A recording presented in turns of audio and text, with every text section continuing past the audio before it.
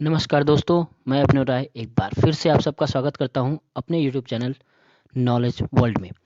Okay. और आज हम लोग देखेंगे आज हुए पेपर यानी यूपी टेट का जो पेपर हुआ है आज, उसका सीडीपी और जितने भी क्वेश्चन मैंने पढ़ाया है सब के सब आए हुए क्वेश्चन हैं, सभी क्वेश्चन आए हुए हैं। ओके। यानी हमसे जितने लोग पढ़े हैं सब 30 में 30 आएगा सबका। ओके। क्योंकि जितने भी क्वेश्चन मैंने पढ़ाया है, मैंने पेपर कराया है, वो सभी क्वेश्चन पेपर में आए। ओके। तो चलिए जल्दी से हम लोग आज रिवाइज कर लेते हैं, आज देख लेते हैं कि आज का जो पेपर है उसमें कौन कौन से क्वेश्चन है, उसका एक रिवीट व्यू देख लेते हैं। आप लोग जाके एक बार मिला लीजिएगा आप लोग का कितना सही होता है सीडीपी में। ओके। तो चलिए हम लोग देखते हैं। सबसे पहला क्वेश्चन है, ब्लूप्रिंट निम्न में से किसका महत्वपूर्ण घटक है। ओके। तो ब्लूप्रिंट जो है वो किसका महत्वपूर्ण घटक है, ये हम लोग देखते हैं। परीक्षण अंकन का, परीक्षण प्रशासन का, परीक्षण वैधता का या परीक्षा निर्माण का। तो याद रखिए ये क्या है, परीक्षा निर्माण का है। ब्लूप्रिंट किसका है, परीक्षा निर्माण का घटक है। ओके। नेक्स्ट, विकास की पूर्व संक्रिया अवस्था निम्न में से किसने दिया था।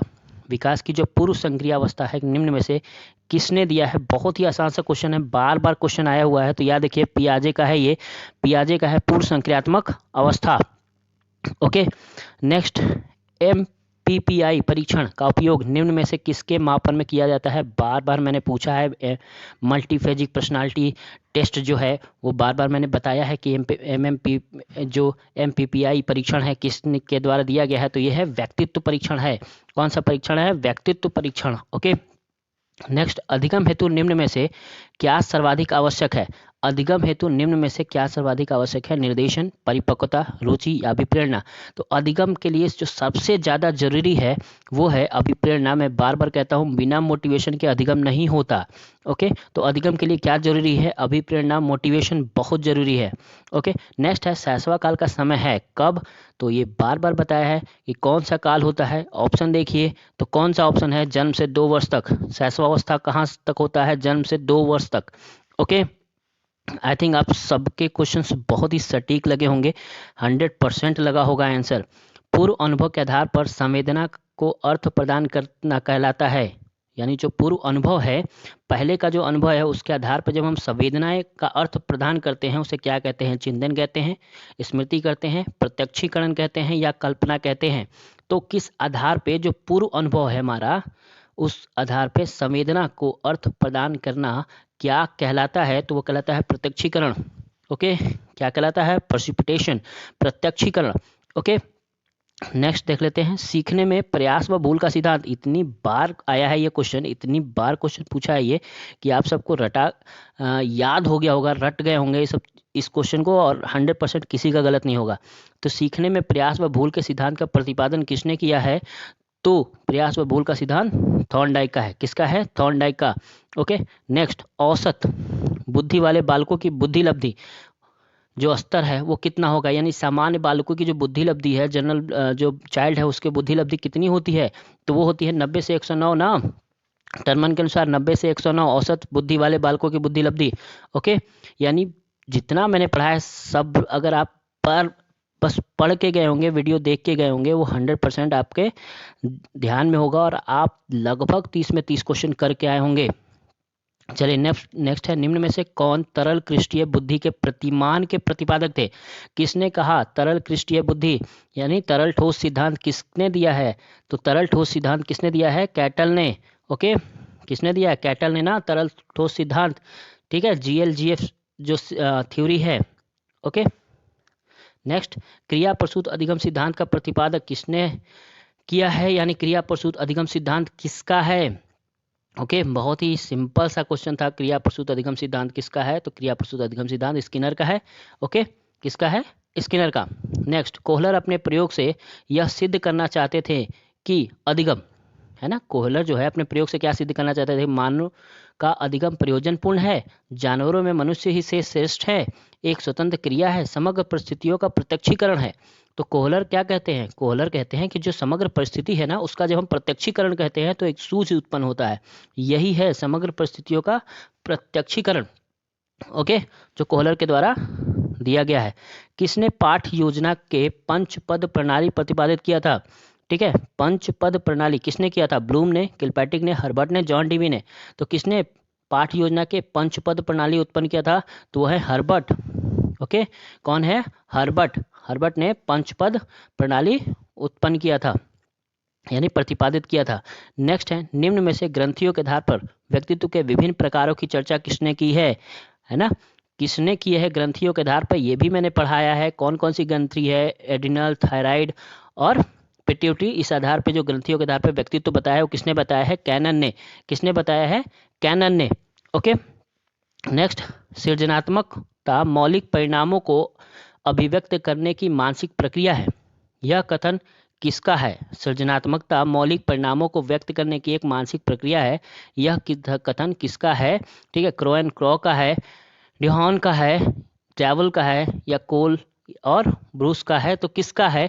तो याद रखिए, क्रो एंड क्रो का है। यह कथन सृजनात्मकता मौलिक परिणामों को व्यक्त करने की एक मानसिक प्रक्रिया है। ओके, नेक्स्ट, बीएफ स्किनर के अनुसार बच्चों में भाषा का विकास होता है व्याकरण में प्रशिक्षण के फलस्वरूप, अनुकरण में प्रबलन के फलस्वरूप, परिपक्वता के फलस्वरूप, जन्मजात क्षमताओं के फलस्वरूप। ठीक है, तो किसके द्वारा स्किनर कहते हैं बच्चों में विकास होता है? तो वह है अनुकरण और प्रबलन के फलस्वरूप। कैसे होता है? अनुकरण एवं प्रबलन के फलस्वरूप बीएफ स्किनर बताते हैं।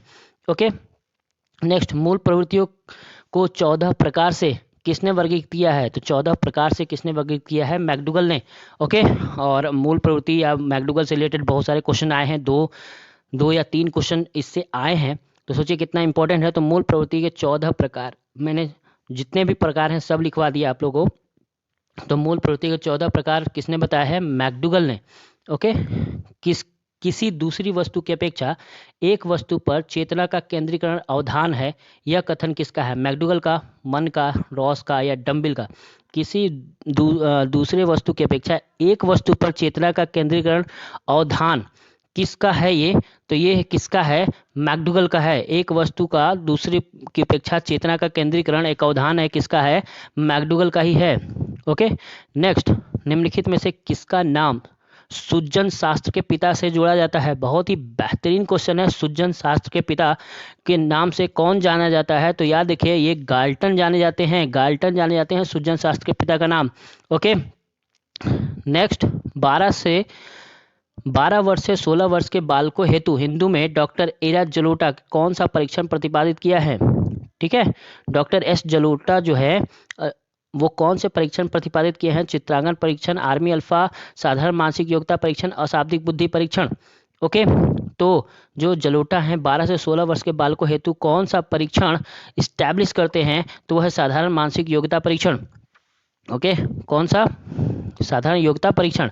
नेक्स्ट है, बुद्धि के द्विकारक सिद्धांत का प्रतिपादन किसने किया था? ये इतना ज़्यादा क्वेश्चन है, वो याद हो गया होगा। ये सब क्वेश्चन बार बार रिपीट किया मैंने। तो द्विकारक सिद्धांत, जी कारक और एस कारक सिद्धांत किसने दिया है? स्पीयरमैन ने। तो ओके, किसने दिया है? स्पीयरमैन ने। कोहलर निम्न में से किससे संबंधित है?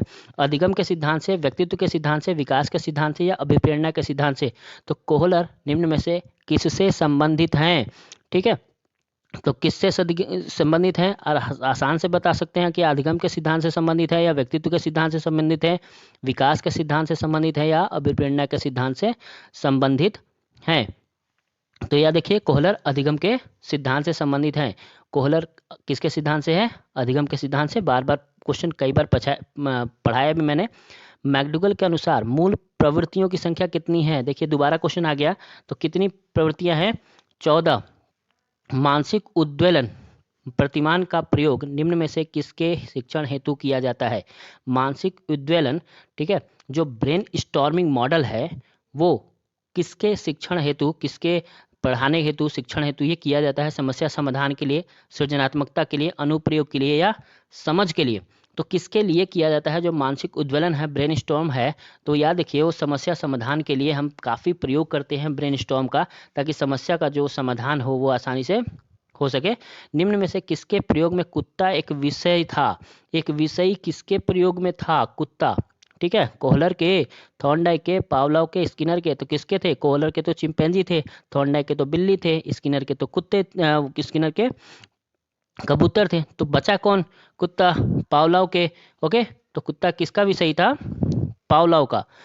नेक्स्ट है, मौलिकता, नमनीयता तथा प्रवाह। ओके, तो मौलिकता, नवीनता और प्रवाह निम्न में से किसके घटक हैं? तो ये घटक हैं सृजनात्मकता के। किसके घटक हैं? सृजनात्मकता के घटक है। नेक्स्ट है युयुप्सा है क्या है? युयुप्सा है मूल प्रवृत्ति। अभी पढ़ाया है ना मैक्डुगल ने, मैक्डुगल के अनुसार क्या है युयुप्सा? मूल प्रवृत्ति है। याद रखिएगा, बालकों के सामाजिक विकास को प्रभावित करने वाले तत्व हैं। कौन से तत्व बालकों को सबसे ज्यादा प्रभावित करते हैं? तो वो है सामाजिक परिवेशजन तत्व, यानी सामाजिक जो परिवेश है उसका जो वो सबसे ज़्यादा प्रभावित करता है बालकों के जो व्यक्तित्व है उसको। ओके, शरीर का विकास का प्रमुख नियम क्या क्या है? शारीरिक विकास के जो प्रमुख नियम है वो कौन सा है? याद रखिएगा, तो कौन सा नियम शारीरिक प्रवास के लिए है? तो याद रखिएगा कौन सा? द्रुतगामी विकास का नियम। कौन सा विकास है? द्रुतगामी विकास का नियम बहुत ज़्यादा प्रभावित करता है, यानी शरीर से जो डेवलपमेंट है वो उसका विकास है ना, तो द्रुतगामी विकास जो है वो शरीर से है। बाकी कल्पनाएं हैं, अनियमितता है, मानसिक विकास है, ये शारीरिक नहीं है। ओके, नेक्स्ट है निम्न में से कौन सा विकास का सिद्धांत नहीं है? तो यह है अनुकूलित प्रत्यावर्तन का सिद्धांत विकास का सिद्धांत नहीं है, जबकि समान प्रतिमान होता है, परस्पर संबंध होता है, निरंतरता का विकास होता है। अनुकूलित प्रत्यावर्तन का सिद्धांत नहीं होता, ये बहुत ही जरूरी चीज है, वो याद रखिएगा।